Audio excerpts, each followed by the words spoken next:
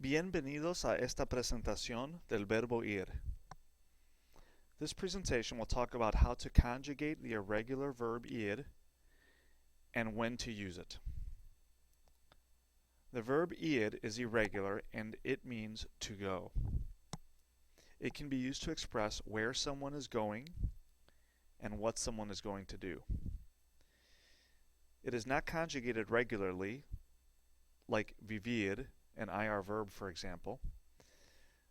We do not simply take the ending off and add new endings. The conjugations of ir are voy, vas, va, vamos, van. Again, you'll notice that it is irregular and requires memorization. Since the word ir means to go, it's always going to require that you use a small word right after it, and that word is the word a. In this question, ¿A dónde vas después de la escuela? Where do you go after school? My answer is voy a la casa. I go home. You are always going to a location, and since you're always going to a place, the word a is always required. Since casa is a feminine word, we say voy a la casa. ¿A dónde van tú y tus amigos los sábados? Where do you and your friends go on Saturdays? Mis amigos y yo vamos al parque. Again, we have the small word a after vamos, a form of ir, but it is combined with the word el for parque since it is a masculine word. When you are going to a feminine place such as casa or playa, you are going to say a la. When you're going to a masculine place such as parque or gimnasio, we're going to use the contraction al. Again, the contraction al are the two words a and el put together. ¿A dónde va tu familia en las vacaciones? Where does your family go on vacations? Mi familia va a Wisconsin los veranos. Since my family goes to a proper noun, Wisconsin, we don't need la or el, but we do again need the small word a after the form of ir.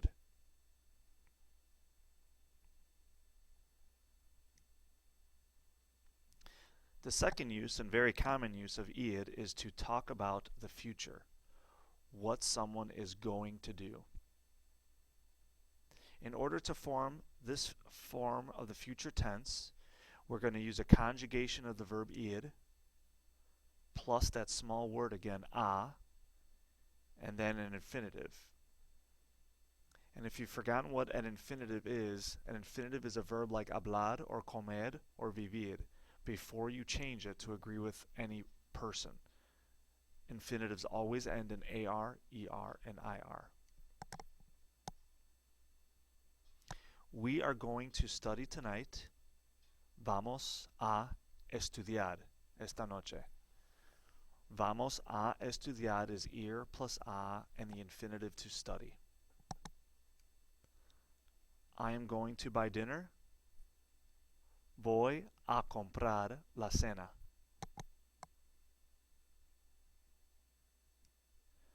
Joaquin is going to go to the mall. Joaquin va is a form for Joaquin.